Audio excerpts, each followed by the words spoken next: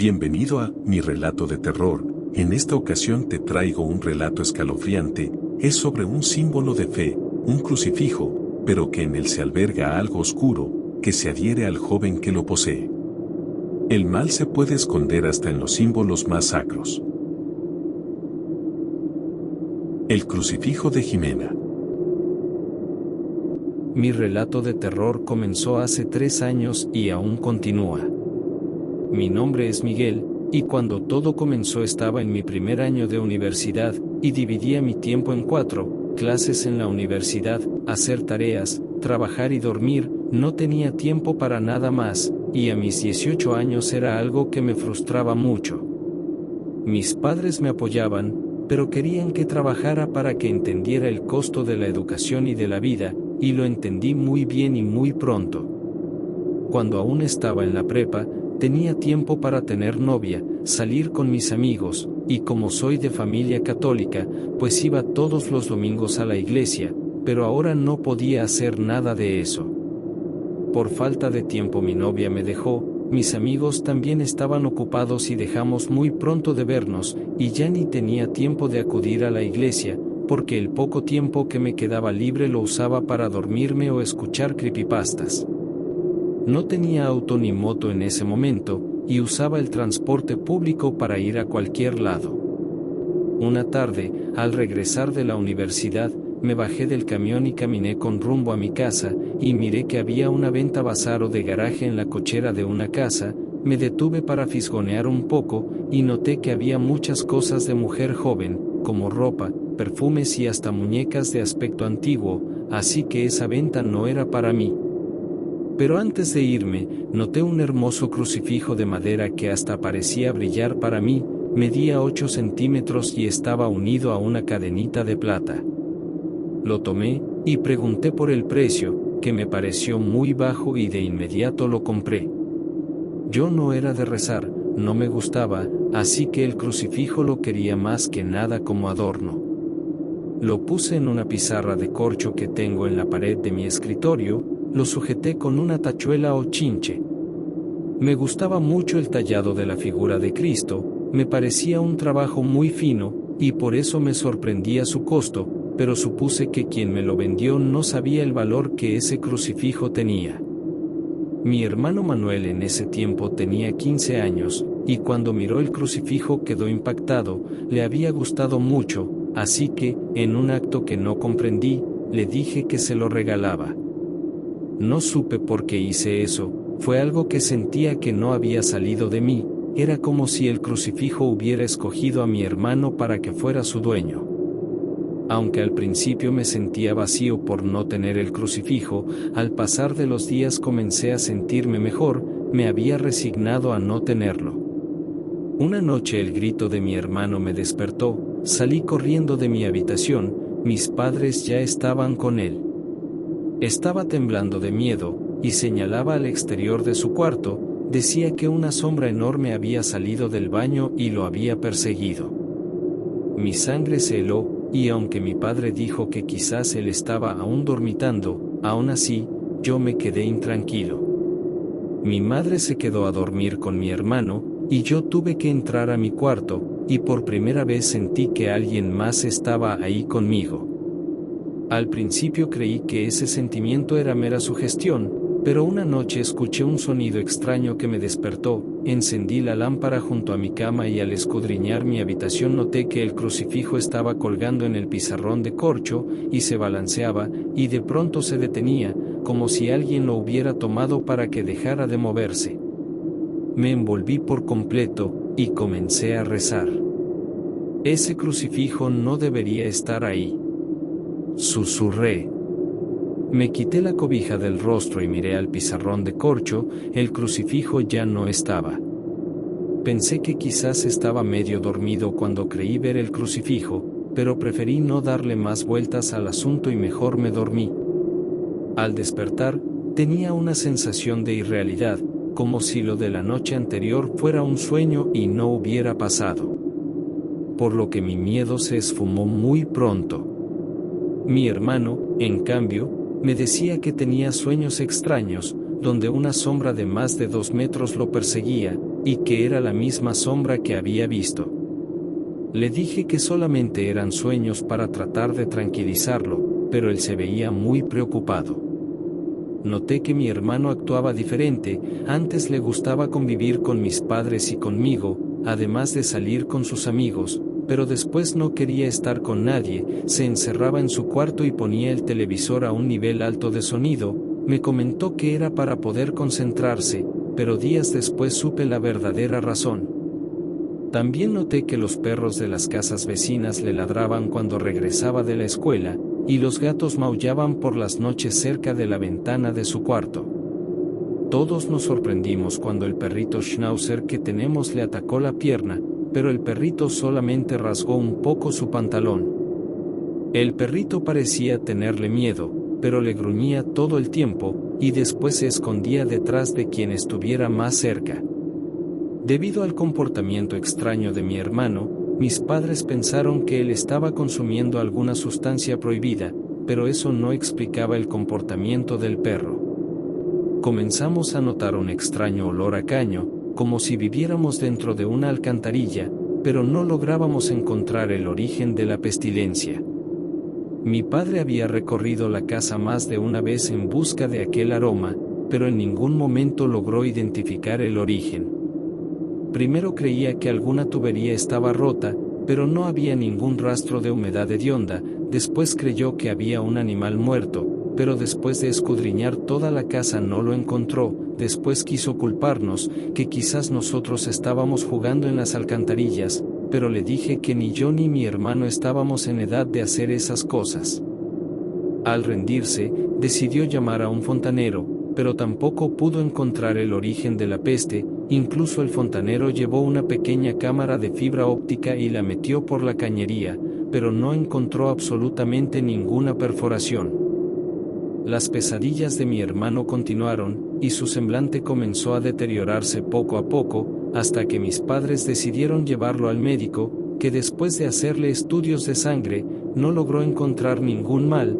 Mi hermano estaba sano, al menos en términos del cuerpo. El médico recomendó que lo atendiera un psicólogo, pero más allá de los problemas que puede tener un adolescente, tampoco le fue encontrado nada malo. El psicólogo habló con mis padres y conmigo, nos preguntó si mis padres estaban peleando, o si mi hermano tenía problemas en la escuela, o si mi relación con él era mala, pero no había nada malo que pudiera explicar el comportamiento de mi hermano. Varias noches después de la última visita al psicólogo, me despertó un sonido dentro de mi habitación. Al abrir los ojos noté que había algo en la esquina de mi cuarto. Era una sombra que estaba acuclillada. Con terror, encendí la lámpara de mi celular. El rostro pálido de mi hermano me miró, y después salió corriendo de mi cuarto. Me levanté de inmediato y fui tras él. Al salir al pasillo noté que la habitación de mi hermano estaba abierta, y la luz estaba encendida e iluminaba tenuemente el pasillo. Me acerqué, quería reclamarle por haber entrado a mi cuarto de noche. Al entrar a la habitación miré a mis padres junto a la cama de mi hermano. Él se retorcía sin control, como si tuviera algún ataque de epilepsia o algo así. Mi padre me miró, y antes de que yo pudiera decir algo, él me dijo: «Lleva así casi 10 minutos». La sangre se me heló. No le comenté a mis padres sobre lo que había sucedido en mi cuarto un minuto atrás. Mi hermano tenía un semblante de dolor, sus ojos eran suplicantes, me miró y me estremecí al verlo tan mal. Fuimos al hospital, donde le hicieron una resonancia magnética, pero no salió nada malo. Él no tenía epilepsia ni ningún otro mal cerebral. Estuvo en el hospital 2 días, y lo dieron de alta porque no encontraron nada malo. Las visitas con el psicólogo continuaron, pero no surtieron efecto. Mi hermano seguía deteriorándose, bajaba de peso y se le notaba cada vez más abstraído, y el perrito de la casa seguía tratando de esconderse de él o atacándolo si lo tenía muy cerca. Una tarde entré a su habitación. Él estaba acostado en su cama, el televisor estaba a un nivel alto. Tomé el control remoto y bajé el volumen un poco. Él me miró después que hice eso. «Sube el volumen». me dijo con su voz lánguida. No entendí, y él continuó al ver mi confusión. La voz, escucho una voz, pero si hay mucho sonido puedo dejar de escucharla por momentos. No entendí, le pregunté a qué se refería, pero él se dio la vuelta y me dio la espalda. Pensé que mi hermano estaba mal de la cabeza, que tal vez necesitaba un psiquiatra, pero en ese momento todo cambió, porque yo también escuché una voz. Es mío. Dijo una voz que provenía de ningún lugar, era como si esa voz estuviera dentro de mi cabeza. Mi hermano se dio la vuelta. ¿Lo escuchaste? Yo solamente asentí. Yo lo escucho todo el tiempo, me dice que si lo dejo entrar me dejará en paz. ¿Entrar a dónde? Le pregunté al no entender. Mi hermano se tocó el pecho. A mí, quiere poseer mi cuerpo. Le comenté a mis padres, pero no me creyeron, dijeron que esas cosas no existían, que mi hermano estaba enfermo de algo, y que solo era cuestión de tiempo para que lo averiguaran. Volví a entrar al cuarto de mi hermano esa noche, después de escuchar a mis padres hacer un escándalo. Mi hermano se retorcía en su cama, y mi padre trataba de sostenerlo, pero no podía porque mi hermano tenía demasiada fuerza, más de la que su consumido cuerpo debería tener. No sé por qué, pero supe que debería tratar el asunto como se debía, con algo religioso y no con algo médico. Tomé el crucifijo que le había regalado, estaba en el buró al costado de la cama, y lo puse en su frente, pero todos nos sorprendimos cuando el crucifijo comenzó a echar humo, mi mano comenzó a quemarse por sostenerlo y tuve que lanzarlo al suelo. Una risa extraña salió de la boca de mi hermano, no era su voz, era la voz de alguien más. Él ya me dejó entrar. Mis padres no supieron lo que significaba, pero yo sí lo sabía. Mi hermano emitía risas que no eran suyas, parecía por momentos que eran 4 personas las que reían, incluso se escuchaba una risa femenina. Y de pronto las risas se detuvieron, y mi hermano señaló el crucifijo. Esa cosa venía dentro. Me dijo con su débil voz. Mi hermano se desmayó, y mi padre lo tomó en sus brazos y lo llevó a la camioneta, y los 3 fuimos al hospital. Después de que lo estabilizaron, lo ingresaron a la zona de psiquiatría. Al parecer mis padres estaban contentos con esa decisión que tomó un médico, pero yo no estaba de acuerdo. Nos informaron que él estaría medicado por las siguientes horas, que nosotros nos fuéramos a descansar y que, al día siguiente, al mediodía, fuéramos para hablar con el psiquiatra que tomaría el caso. Yo no estaba tan entusiasmado como mis padres. En el camino de regreso a la casa les dije que mi hermano estaba poseído, pero ellos negaron todo, negaron incluso las risas que salían de mi hermano, dijeron que había sido algún tipo de efecto en sus cuerdas vocales. No quisieron ver la realidad. Lo primero que hice al entrar a la casa fue ir a la habitación de mi hermano, y miré el crucifijo tirado justo donde yo lo había lanzado. Lo tomé, no negaré que tenía miedo por el solo hecho de sostenerlo, pero alguien tenía que hacer algo para ayudar a mi hermano, y ya que mis padres no querían creer nada paranormal, supe que ese alguien debía ser yo. Eran las 4 de la mañana cuando me recosté, no podía dejar de pensar en lo que estaba sucediendo. Había puesto el crucifijo dentro de un cajón del buró, y traté de olvidarme de todo y dormir, pero un sonido me puso en alerta, no sabía qué era o de dónde provenía, pero había un pequeño sonido, como de una voz susurrante proveniente de algún lugar desconocido. Alguien golpeó la puerta en 3 ocasiones, y después escuché la voz de mi madre. ¿Puedo entrar?, me preguntó. Le dije que sí. Ella entró y miró a todos lados, después me miró. ¿Por qué haces esos ruidos?, me preguntó, había algo de molestia en su voz. No soy yo, le dije al instante. Escucha, hijo, sé que crees que pasan cosas sobrenaturales, pero haciendo esos ruidos no lograrás que cambiemos de opinión. No es él, soy yo. dijo una voz que provenía del interior del cajón de mi buró. Los dos nos quedamos pasmados. Mi madre en ese momento sabía que no era yo quien hacía esos sonidos. Mi padre entró, y mi madre le explicó lo que había sucedido, pero mi padre no quiso creerle. Incluso mi madre también se negaba a creer, y me acusó de tratar de engañarla.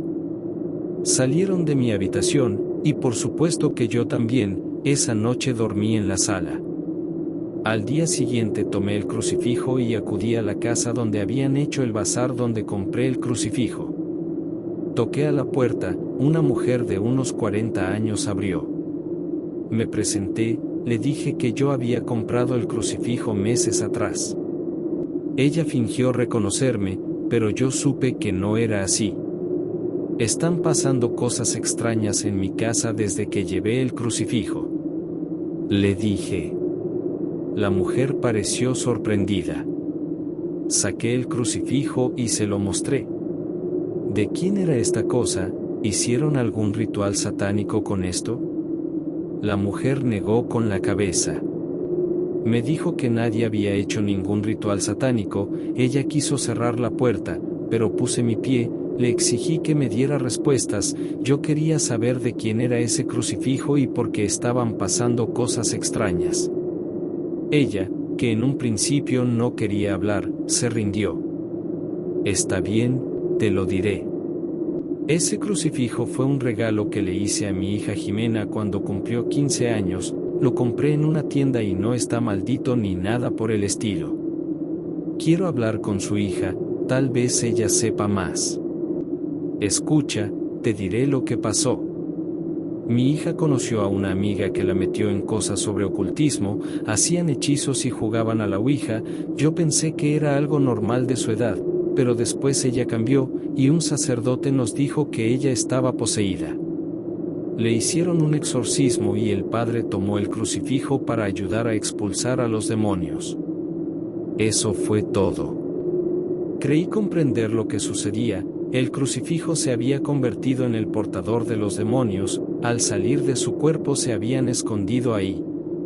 Asentí después de comprender. ¿Su hija está bien ahora? Le pregunté, pero ella negó con la cabeza. Mi hija se quitó la vida 2 días después del exorcismo, por eso hice un bazar, para deshacerme de algunas de las cosas que ella tenía. Regalé otras y tiré la mayoría. Me quedé solo con las cosas más importantes, sentimentalmente hablando. Me fui de ahí sabiendo cuál debía ser el curso a seguir, pero al llegar a la casa noté a mis padres llorando. Les pregunté qué pasaba. Entre lágrimas, mi padre me dijo que mi hermano se había quitado la vida en el hospital. Fue un golpe muy duro para todos, ya no había nada que pudiera hacer. Una pluma, se quitó la vida con la pluma del psiquiatra, que le quitó después de atacarlo, la puso en su ojo y se lanzó al suelo, perdió la vida casi de forma instantánea. El funeral se ofició días después. Pero aún no hemos podido descansar, porque el crucifijo aún lo tengo, y la pestilencia continúa presente, además que ahora soy yo quien escucha a ese ser, tengo que subir el volumen del televisor todo el tiempo. Creo que soy el siguiente. Si te gustó el video, compártelo con tus amigos. Si no te gustó, compártelo con tus enemigos.